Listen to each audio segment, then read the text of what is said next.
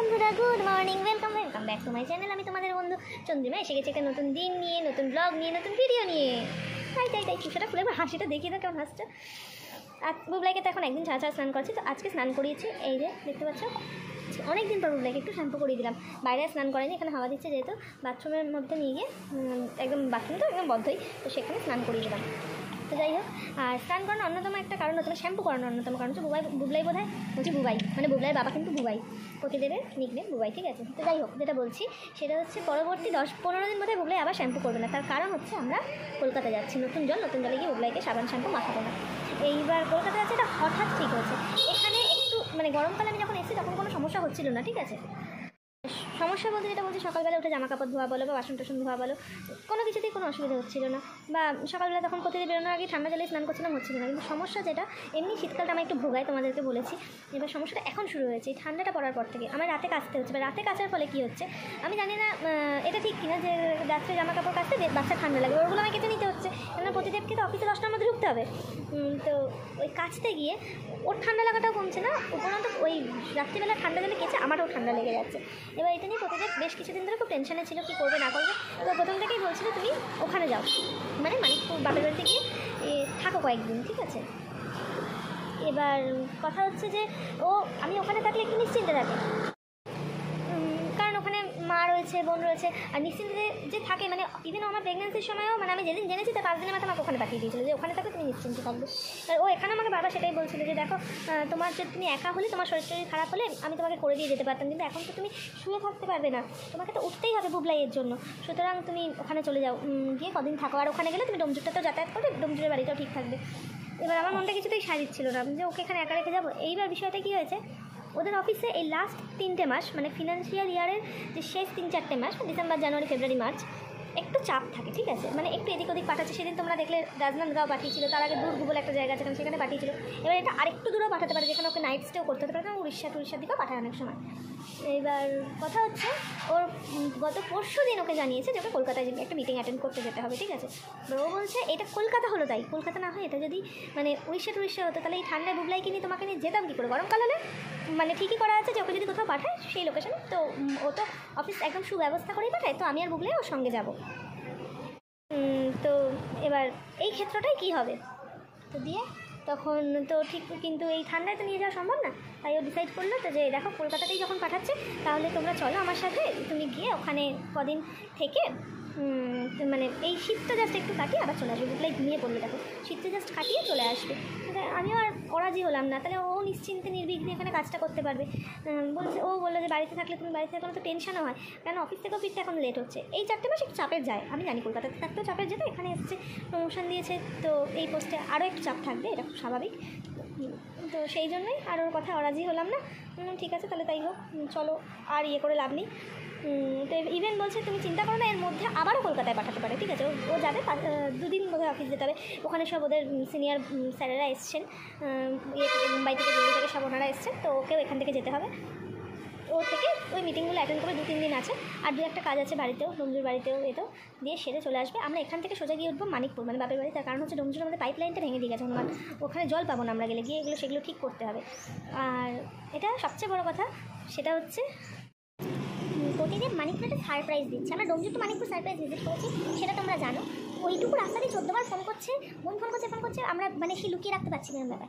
আমি জানি না রায়পুর টু মানিকপুর মানে কতক্ষণের রাস্তা, 15-16 ঘন্টা। ব্যাপারটাকে জার্নির কথা, আমি আগে পড়ার কথা বাদ দিলাম, জার্নির কথাটা কী করে লুকিয়ে রাখবো, কোথায় আছি বলবো। যদি বোনকে বলেছি সুমিতদার বাড়িতে নিমন্ত্রণ, সুমিতদার বাড়িতে আজকে রাত্রিবেলা যাবো, আর কালকে ফিরবে, এটা বলেছি। তো ওই বাইরে আছি বলে পাঠিয়ে দিতে হবে। ব্যাপারটা কি, মা বোন দুজনে তোকে দেখি বলে ভিডিও কল করে, আর সব আমি ভিডিও কল না করলেও সন্দেহ, কারণ আমি তো তোকে বলে ভিডিও কল করি। তো যাই হোক, দেখা যাক সারপ্রাইজ যদি দিতে পারি, জানি না সারপ্রাইজ থাকবে কি থাকবে না, যদি পারি অবশ্যই তোমাদের সাথে শেয়ার করবো ওদের রিয়াকশানটা। কেননা ওরাও খুব যেতে বলছিল, আর ওরা খুব মানে এতটা দূরে আর এতদিনের জন্য অলরেডি 2 মাস হতে যায় আমরা এখানে এসেছি, দেখা হচ্ছে না। আরও 1.5 মাস পরে যাওয়ার কথা, সেই 1.5 মাসের অপেক্ষার যে প্রিপারেশনটা ওদের কাছে আছে, সেই অপেক্ষাটা না করে 1.5 মাস আগে দেখা হওয়াটা, সেই রিয়াকশানটা তোমাদের সাথে শেয়ার করবো। কেউই জানে না আমরা যাচ্ছি, দেবশ্রীদি আর অর্পণকে শুধু বলেছি আসছি, দেখি দিদিভাইকে জানাবো এবার। আর তো টিকিট তো হয়ে গেছে, প্রতিদেব তারপর অফিস থেকে ওকে বললো যে ও অফিসেও জানালো যেরকম আমার মেসেজ যাবে সঙ্গে, তো বললো যে ঠিক আছে তাহলে টিকিটটা তুমি করে নাও, ওটা ওর টিকিটটা অফিস থেকে অ্যারেঞ্জ করবে, যেহেতু অফিস পারপাসে ওকে যাচ্ছে। আর আমারটাও একসাথে কাটলে যাতে কাছাকাছি অন্তত সিটগুলো পড়ে, তো পেয়ে গেছি দুটোই থেকে লোয়ার বাড়তে পেয়েছি এবার। তো চলো মেয়ে ঘুমিয়ে পড়ছি, মেয়েকে গিয়ে শুয়ে দিই। মনোযোগটা শুধু দেখো, দেখতে পাচ্ছ এইরকম মনোযোগ দিয়ে যদি মেয়ে লেখাপড়া করে, ছবি আঁকা আঁকি করে, বুঝতে পারছো ব্যাপারটা কীরকম হতে পারে। এই দেখো উড়িয়া বাবা শুয়ে পড়ছে বইয়ের ওপর। বাবা মা সরস্বতী প্রচণ্ড তুষ্ট তোমার ওপর, খুবই তুষ্ট তোমার ওপর। এই দেখো পড়াশোনা করেছো মা? ও মাথা খারাপ হয়ে যাচ্ছে পড়তে গিয়ে, কত ছবি আঁকা আঁকি করেছে দেখো না মা। এই যে প্রতিদেব আজকে ভেজ থালি নিয়ে এসছে। আজকে যেহেতু সন্ধ্যাবেলা মানে ট্রেন বিকেল মানে একটু বিকেলের পরপর বেরিয়ে যাবো, তো বলো শুধু দুপুরবেলা রান্নার ঝামেলা করতে হবে না।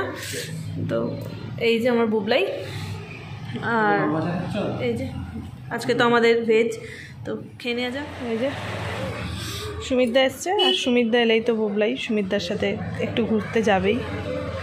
সুমিতদা আরও মানে রেগুলার বেসিসে আসলে বুবলাই তো খুব ভালো চিনেই যেত, কিন্তু সুমিতদা তো এইদিকে রায়পুরে খুব একটা কাজ করে না, আসাও হয় না, ওই জন্য ওই যে দেখো এসছে, আর এলেই একটু বুবলাই ঘুরতে। সুমিতদা আবার যাওয়ার সময় বুবলাইকে এটা কিনে দিয়ে গেল, এলেই কিছু না কিছু বুবলাইয়ের আমদানি আছে। তো এখন ভিডিওটা আমার এডিট করাই আছে, গতকালকে ভিডিওটা আপলোড করব। পুরো একটু রেস্ট নিয়ে নিই, তারপর তো রেডি হবো, বেরোবো। ছাড় দিলাম, এত পাতা আসছে, হাওয়া দিচ্ছে, আর এই যে এই রাধাচূড়া গাছটার পাতাগুলো এসে পড়ছে। তো এইবার এখান থেকে যেতেও মনটা কেমন একটা খারাপ লাগছে, হয়তো অনেক দিনের জন্য, তাই আসলে একটা জায়গায় প্রত্যেক জায়গায় থাকতে থাকতেই তো মায়া পড়ে যায়। কিন্তু এটা তো সত্যি, আজ নয় কাল এই বাড়িটার থেকে তো এমনি আমাকে যেতে হবে। তো চলো, এই যে বুবলাই সব জামা কাপড়ই তুলে নিয়েছি, আর দু একটা আছে, তো একটু রোদ পড়ছে যেহেতু থাক, তুলে রেখে যাব। আর মপ বাকেট স্ট্যান্ড সবই ঘরে ঢুকিয়ে রেখে যাচ্ছি, ঘরে রেখেই যাই। চার্জারটা নিতে হবে, চার্জারটা ভুলে গেলেই হয়ে গেল। মাটিতে শুয়ে খেলছিল, আমি কোলের কাছে তুলে নিলাম যে মাটিতে শুয়ে খেলছে, ঠিক আছে। আমি একটু ভিডিও দেখছিলাম, ও দেখছিল শুয়ে শুয়েও, মা ঘুমিয়ে পড়েছে। তখন একবার কোলের মধ্যে ঘুমিয়ে পড়েছে, এখন একবার কোলের মধ্যে ঘুমিয়ে পড়েছে, দেখো। তো চলো, প্রতিদেব এসে যাবে তাড়াতাড়ি, ও আসলে তারপরেই আস্তে আস্তে রেডি হবো। ব্যাগ তো মোটামুটি গুছানো। বুবলাই কোলবালিশগুলো নিয়ে কোলবালিশগুলো এর মধ্যে রেখে দিয়েছি, মাথার বালিশটা নিয়েছি, কেননা মাথার বালিশটাকে ও খুব ভালোবাসে। আর আমি রেডি, আমার বুবলাইকে যতটা প্যাক করে নেওয়া যায়, এই যে হাতে হ্যান্ড গ্লাভস পরিয়ে দিয়েছি, নতুন হ্যান্ড গ্লাভস, আর এই যে মাথায় টুপির উপর স্কার্ফ, আপাতত মস্ত প্যাক করে নিয়েছি। আর প্রতিদেব রেডি হবে, প্রতিদেব গোপুসোনাকে নিচ্ছে গুছিয়ে, রাধা মাধবকে, গোপুসোনাকে, মহাদেবকে। আর তো চলো, আর 10-15 মিনিটের মধ্যেই বেরোবো, তাই তো। ট্রেন যদিও দেখলাম, আমরা ট্রেনের লোকেশন দেখছিলাম যে ট্রেন একটু লেট আছে, ঠিক আছে, 1-1.5 ঘন্টা মতন লেট। এবার আমরা এখন এই 10-15 মিনিটের মধ্যে বেরোলে মোটামুটি ঠিকঠাক টাইম হয়ে যাবে। মানে সারপ্রাইজের ওপর সারপ্রাইজের প্ল্যাটফর্ম রেডি হচ্ছে, ঠিক আছে। মাকে বোনকে সবাইকে সারপ্রাইজ দেবো, বোন যাচ্ছে রাজারহাটে এখন। তো প্রত্যেককে বললাম, আমি বললাম বোন তো বাড়িতে থাকবে না, বোন তো দেখার সারপ্রাইজটা পাবে না, তাহলে বোনকে বলে দিই। বলে না, বোনকে বলতে হবে না, বোনকে বাড়ি গিয়ে ওকে তো আরও বড়ো সারপ্রাইজ দেবো, ননাকে আর একে পাশাপাশি বসিয়ে, মানে তুতুলকে আর মিতুলকে পাশাপাশি বসিয়ে ওকে ভিডিও কল করব। তো চলো যাওয়া যাক, আমরা এখন একদমই রেডি, বেরোচ্ছি। বুবলাই চলো, টাটা। আবার ট্রেনে উঠে তোমাদের সাথে কথা বলবো। প্রতিদেব একে একে জিনিসপত্র নামাচ্ছে, আমি বুবলাইকে কোলে করে নিয়ে নামছি। বুবলাই একটা সাইড ব্যাগটা নিয়ে নামলাম। বাবা, আমি একটা হাতে করে শশা নিয়ে নেমেছি নন্দীদের দেবার জন্য, কবে আবার আসবো না আসবো, হ্যাঁ তো অনেক নন্দী বসে আছে দেখছি। নন্দীকে দিয়ে দিলাম, এ রয়েছে যেহেতু একেই দিলাম। Tata Nandi, tata tata tata tata. উঠে গেছি গাড়িতে, প্রতিদেব বলে বুবলাই। মানে এইটা বোধহয় মানে আমার চ্যানেলের সবচেয়ে বড় সারপ্রাইজিং ভিডিও আসতে চলেছে। যদি আমরা লাস্ট পর্যন্ত সারপ্রাইজটা ধরে রাখতে পারি। 1 ঘন্টা লেট, আমরা স্টেশনে পৌঁছে গেছি। যে প্ল্যাটফর্ম থেকে মানে ট্রেনটা ছাড়বে না, যে প্ল্যাটফর্মে আসবে সেখানেও পৌঁছে গেছি। এখন খুব খিদে পাচ্ছে, ওই জন্য এই যে স্যান্ডউইচ কিনেছি, 2টো ভেজ স্যান্ডউইচ। বুবলাইকে 1 ঘন্টা রাখবো কী করে, সেটা একটা ব্যাপার। তো চলো, যাই হোক স্যান্ডউইচটা খাই, আপাতত বসবো, আর একটু কফি খাই। আর হ্যাঁ, মায়ের সাথে কথা হচ্ছে। প্রতিদিন মাকে সুন্দর করে বুঝিয়ে দিয়েছে যে আমরা সুমিতদার বাড়ি বসে স্টেশনে বসে ট্রেনের জন্য অপেক্ষা করতে করতে গরম কফি, এর চেয়ে মজার আর কি হতে পারে। এরকম ঠান্ডায় তুই বানিয়েছো কফিটা, জেনারেলি স্টেশনের দোকানের কফি এত সুন্দর হয় না, এটা খুব ভালো হয়েছে। বুবলাইও ট্রেনের জন্য অপেক্ষা করছে, জোর ঘুম পেয়েছে। ঠিক আছে, এই দেখো বুবলাইয়ের বাবা ওই জন্য বুবলাইকে কোলে এরকমভাবে ঘোরাচ্ছে। আমার মনে হচ্ছে ট্রেনে ওঠার পর ওকে একটু খাইয়ে দিলেই ও ঘুমিয়ে পড়বে। আর সবচেয়ে কথা ট্রেনটার জন্য আরও প্রাণপণ অপেক্ষা করছে, কারণ স্টেশনে খুব ঠান্ডা লাগছে খুব। ঠিক আছে, আমাদের ঠান্ডা লাগছে, হ্যাঁ ছোটো। এখনো পর্যন্ত 1.5 ঘন্টা লেট ট্রেন। বুবলাই ঘুমিয়ে পড়েছে, বুবলাইয়ের মাও বসে আছে বুবলাইকে নিয়ে অপেক্ষারত ট্রেনের জন্য। আজকে চলে আসবে।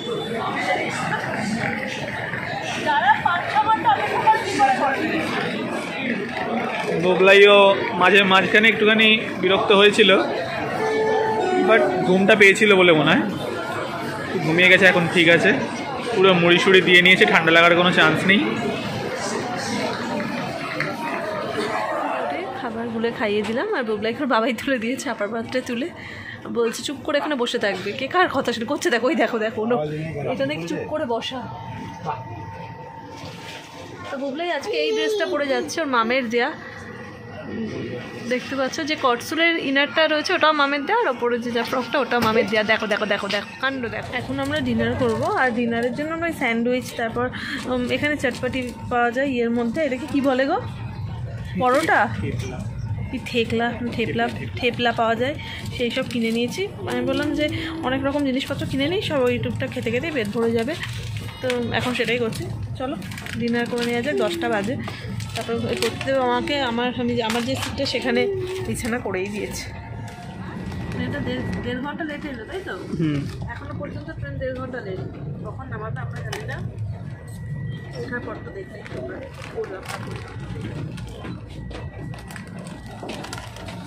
কি খাচ্ছ মামা?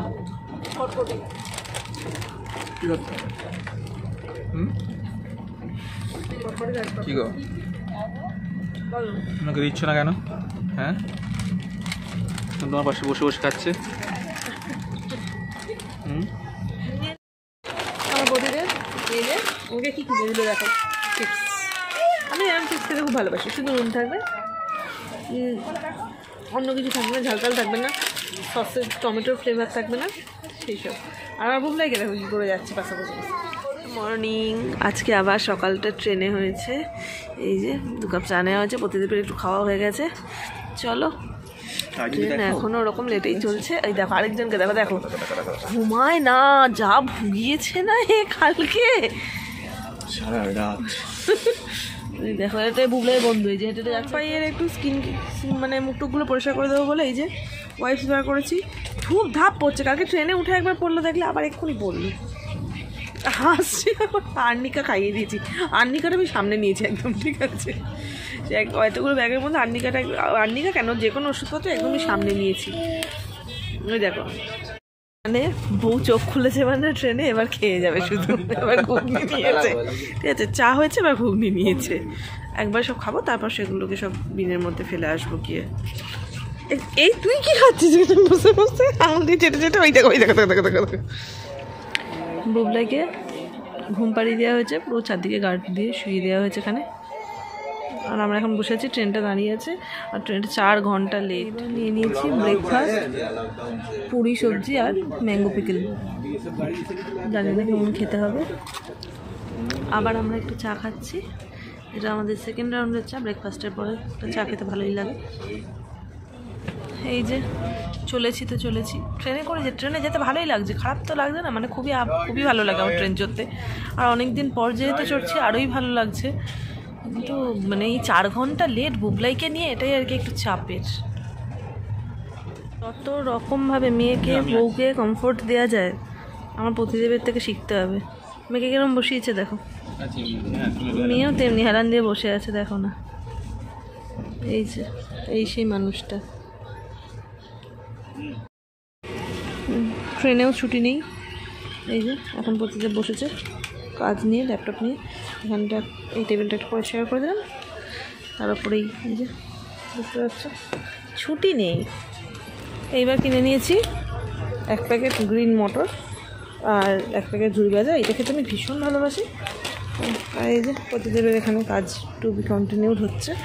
আর বাবারে বাবা ক্যামেরা দেখে যাচ্ছে আমার। এই যে বুবলাই, আমার বুবলাইকে দেখো।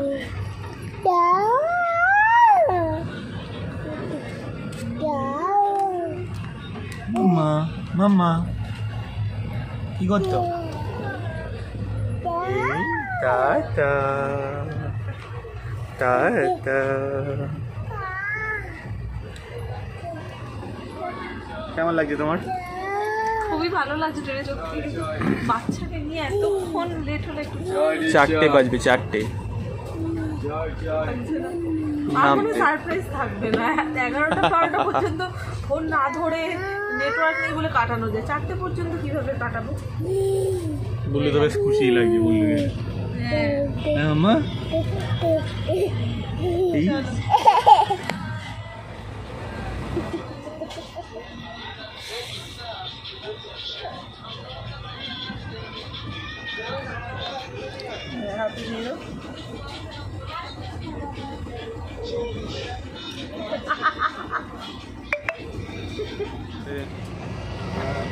লেবু চা বসে বসে, করার নেই আমাদের। আমরা এখন পরস্পর টেস্ট করছি। একটু এনার্জি বাড়িয়ে নেওয়ার জন্য লেবু চাটাও নিয়ে নিয়েছি, প্রচণ্ড দরকার। এতক্ষণে নেমে যাই আমরা, বাড়ি পৌঁছে যাই ঠিক, কিন্তু এখন আমাদের 3 ঘন্টা লাগবে। একটা সুন্দর দৃশ্য চোখে পড়লো, ট্রেনটাও দাঁড়িয়ে আছে, তোমাদের সাথে শেয়ার করবো বলে ভিডিওটা অন করলাম। এই যে দেখতে পাচ্ছ ধান কাটা হচ্ছে, দেখো মাঠে সবাই ধান কাটছে, কি সুন্দর লাগছে দেখো দেখতে। এই হলো আমাদের লাঞ্চ, এই যে থেপলা আর আলুর পরোটা, এখানে একটা তরকারি কিছু একটা আছে। মানুষের নেই কাজ তো খই ভাত যেমন বলে। লাঞ্চের পর কী করবো বসে বসে ভেবে উঠতে পারছিলাম না, 1.5 ঘন্টার রাস্তা বাকি এখনো। একটু সেজে নিলাম, ঠিক আছে। তো এখনও নিচেদাই পৌঁছায়নি, নিচেদার থেকে আরও ধরো 1 ঘন্টা। প্রচুর লেট করলো ট্রেনটি, প্রচুর। যদিও বুবলাই এখন ঘুমাচ্ছে, তাই একটু আবহাওয়াটা ঠান্ডা রয়েছে। আর এইখানে এই কামরায় আর কেউ নেই, সবাই মানে এই কামরায় বলতে এই 1 2 3 না 3 থেকে 6 2 8 8টা সিটের মধ্যে আর কেউ নেই, এই আমরা দুজনই রয়েছি। ওকে নেই। বুবলাইকে দেখো, এই যে বাইরে একজন দিদি দাঁড়িয়ে আছে, ওকে টাটা করছে। আর ও তাকে দেখে খুব খুশি হয়েছে, হয়ে তাকে দেখে হেসেই যাচ্ছে। অন্তত 10 মিনিট ধরে এরকম করছে, দেখো হাম্পা দিচ্ছে, দেখো হাম্পা দিচ্ছে, সে ওকে হাম্পা দিচ্ছে, ও তাকে হাম্পা দিচ্ছে। কোন জায়গায় ক্রস করছি মেচেদার পর তোমাদের বুঝতে আশা করছি অসুবিধা হচ্ছে না। কোলাঘাট ক্রস করছি রূপনারায়ণ নদীর উপর থেকে, দেখতেই পাচ্ছ অসাধারণ রূপ, মানে রূপনারায়ণ তো একদম রূপনারায়ণই আমার মানে ভীষণ ভালো লাগে এই ব্রিজটার। আমি যখনই কোথাও মানে বেড়াতে যাওয়ার এই ব্রিজটার ওপর দিয়ে হয়, এইটা 2 হচ্ছে আমাদের দ্বিতীয় হুগলি সেতু, আমার মানে খুবই ভালো লাগে। আর হাওড়া ব্রিজের ভালো লাগার অন্যতম কারণ হচ্ছে হাওড়া ব্রিজটার ওপর দিয়ে হেঁটে হেঁটেও পার হওয়া যায়।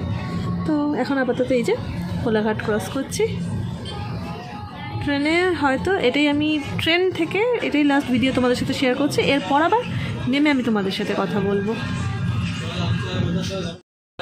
দিক দিয়ে তো আরও ভালো দেখা যাচ্ছে তো, ওই দেখো আমরা ওই ব্রিজটার উপর দিয়ে যাই না যখন বাইকে করে যাই, ওই দেখো কোথায় উঠেছে, দেখো কোন জায়গাটা উঠে আছে, দেখো এই যে দেখো দৃশ্যটা দেখো। বুবলাই তুই এবার রেকর্ড দুষ্টুমি করেছিস ট্রেনে, এ বাবা রে। নিজের রাজ্যে তো ঢুকেছি অনেকক্ষণ আগেই, ফাইনালি আমি আমার শহর কলকাতায়, আমার জেলায়, ঠিক আছে। তো এখন সাঁতরাগাছির থেকে এখন তো মানিকপুর যাচ্ছি, তোমাদেরকে তো বললামই। ডোমজুড়ের দিকে যেতে পারলেও আরও ভালো লাগতো। তো চলো, মানে এবার আর এক্সাইটমেন্ট ধরে রাখা যাচ্ছে না নিজের মানুষগুলোকে দেখার জন্য। এটাই আর কি, এখান থেকে খুব ভালো লাগতো আমি যদি সবাইকে একসাথে পেতাম, মানে মানিকপুর ডোমজুড় সব জায়গার দিদিভাই মা বা আমার এখানে ডোমজুড়ে যে ছানাপোনারা আছে, মানিকপুরে যারা আছে সবাই যদি একসাথে দেখতে পেতাম আমার ভালো লাগতো, সেটা তো সম্ভব না। ফাইনালি বাড়ির সামনে একদম 30 সেকেন্ড হয়তো দূরে আছি, 10 সেকেন্ড, কালকে মানে 10 সেকেন্ড দূরে আছি। কালকে 6টা 37-এ কোথায় বাড়ি থেকে বেরিয়েছি, 37-এ না 6টা 17-এ, 15-16 ঘন্টা রাস্তা 24 ঘন্টা ঘুরিয়ে ছাড়লো, একদম এসে গেছি। তো চলো এবার রিয়াকশন শেয়ার করার পালা, সারপ্রাইজ আছে না বুঝে গেছে, বুঝে যায়নি হোপফুলি। তো চলো আমি আসছি।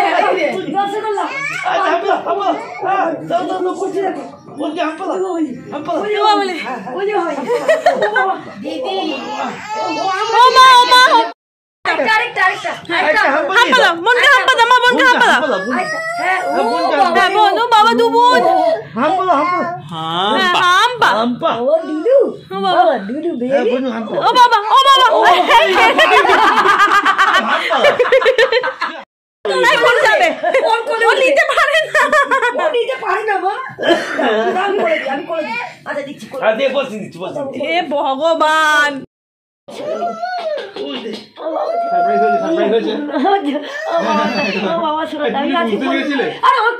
সত্যি বলি আমি আমার ঠাকুরকে মানে প্রাণ কিছুক্ষণের জন্য না মনটা কামড় দিল ওরা কি এখানে চলে আসছে দিয়েছে লুচি ছানা মটর বেগুন ভাজা মিষ্টি খুব জোর খিদে পেয়ে গেছে আগে খেয়ে নি এই যে আমার পতিদেব